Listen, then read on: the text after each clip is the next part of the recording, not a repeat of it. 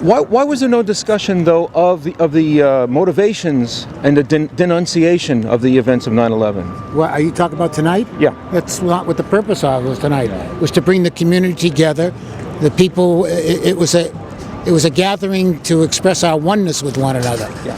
That's what it was about. I mean, there is a time for everything, and there was a time when to sit and mourn. There was a time when to talk politics. There's a time when we focus on unity.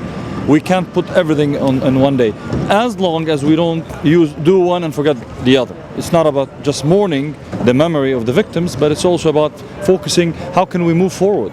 Yeah. Now, if you want that, come to All Saints Church in Pasadena tomorrow night. Yeah. Because there it's a directed message about war, and it's at 7 o'clock at All Saints, and you're going to hear the people in the interreligious community speak out and responding to that question. Well, how about the Muslim community responding to the? I mean, you can't. They are. No, they're responding to it. It's there. They're responding to it I'll be tomorrow speaking night. there tomorrow night. Okay. Yeah, hope to see you there tomorrow. Yeah, then you would be hearing. Yeah, I mean, I'm not even sure what you're looking for. Denunciation of the attacks themselves. Well, of the motivations that the attacks were done according to Islam. According to who? Who said that? Well, that's what they claimed, right? Well, a lot of people claim a lot of things.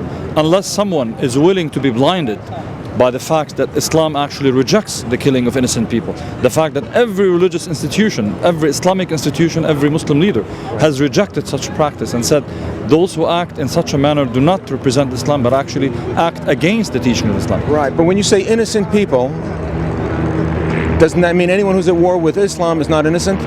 Innocent person, someone who is not engaging in the middle of a warfare between two armies.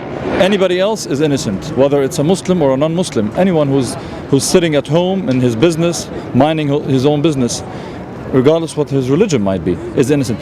I don't think there's a need to qualify innocent for Islam more so than Christianity or Judaism. That question in itself is unfair. The person who murdered. I just want you to qualify the word that's been used before, and then there's an asterisk after innocent. I've never heard that before from anyone legitimate.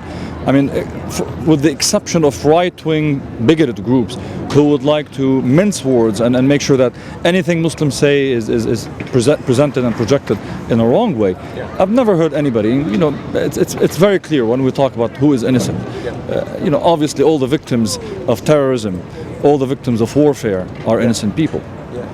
So were they not justified? The actions of 9/11 were not justified according to Islam? Absolutely not justified whatsoever. Okay. And anyone who acts in such a manner is actually not only not justified, but actually acting against the teachings of Islam. It's upfront to what Islam stands for. And let me say, no more than the person who murdered Yitzhak Rabin represented Judaism, although he called upon the tradition and he justified it. But you would, as a rabbi, you would denounce that, and there hasn't been a preponderance of denunciation. That's not true in the Muslim community. I don't know where you're coming from in that. Across this country, people have spoken out. That is something that they accused of immediately after 9/11, and voice after voice in the Muslim community, as you just heard.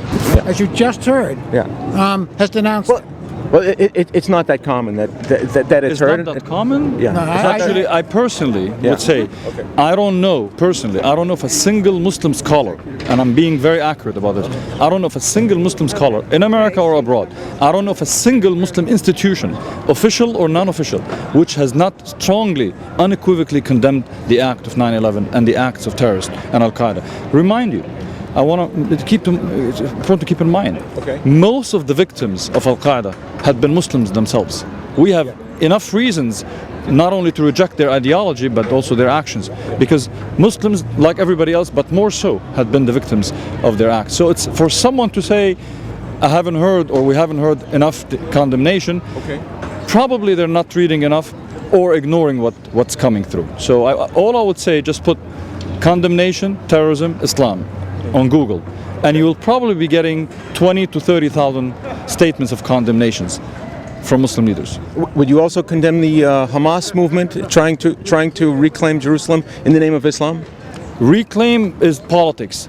Acts of terror, I will condemn. Anytime Hamas or Israel or Egypt or Syria or Libya engage in behavior that targets, that puts lives of innocent people at risk, civilians, innocent people at risk, it should be condemned. Not just as a Muslim, as a human being. Christians do this, Jews do this, Muslims do this. There's nothing different here, as my brother just said. But the crusade to destroy Israel is acceptable as long as it doesn't target civilians. Well, conquer. Let's say conquer. Conquer is different. If Israelis and Palestinians are debating what part of Jerusalem, how big, that's politics. It's fine. Well, Hamas charter calls for the eradication of Israel, doesn't it? If it talks about elimination, it talks about genocide, it's rejected. No, if it calls for destroying Israel as a Jewish state. Well, from what I read recently, actually they've said they will accept the 1967 border. I've read that repeatedly from their leaders but they haven't eradicated that. They haven't erased that from their charter. If they engage in any behavior that would lead to genocide, to the killing of innocent people, to the denial of religious and legal rights of anyone, including Jews, that will be condemned without any hesitation. If they debate, if they sit how about the sovereign rights of Jews to Israel? What do you mean by sovereign rights of Jews to Israel? You said the civil rights. And I'm asking about the sovereign rights. What do you explain what means? Well, Israel's a Jewish state, and Hamas wants to change that. Well, there's a debate within Israel about that. Is Israel a democratic state that gives equal rights to all people, including Christians, Jews, and Muslims, or Jewish states meaning only Jews? What does that mean? What do you mean? Why don't you explain yourself? Well, the government of Israel is defined as a Jewish state. Well, I know. Do you support changing that, essentially conquering Israel to something different? I support a democratic state that respects the full rights of Jews, Muslims, Christians, and others who live in that part of the world. Well, it is that now. It is a democratic state with full rights also for the Christians and Muslims, as I understand it. But how do you feel? How do you feel about his perspective? As a rabbi. Well, I think you've kind of put yourself in a box that it's black and white. Hamas privately, totally. He's supporting the changing of the government of Israel. Yes, but the government of Israel is being tested amongst its own people in Israel. That what Netanyahu is doing is being severely tested as the kind of Jewish state that it needs to be. And the kind of Jewish state that was set up originally was all-inclusive. And it is all-inclusive. Well, no, it's not all-inclusive. But did Israel not give East Jerusalem, including the Western Wall, to the Waqf control to Islam? People can live together in harmony in a two-state solution. And if that doesn't happen within a period of time, then the argument is going to be a one-state solution. And what kind of a state is that Jews and Palestinians can live side by side together? Is that your preference? A non-Jewish government in Israel? No, it's not my preference. It's the kind of state that's inclusive, that gives rights and a state to Palestinians. Just as Israel has a state, Palestinians deserve a state. And that's what we want, and that's what we're working for. Right, but the Palestinians are claiming all Israel is Palestine. They want to, when they say free Palestine, please don't go that route. That just isn't true. In the art of negotiation, all the Palestinian associations have the map of Israel as their logo. I understand, but that's not what's being negotiated, okay?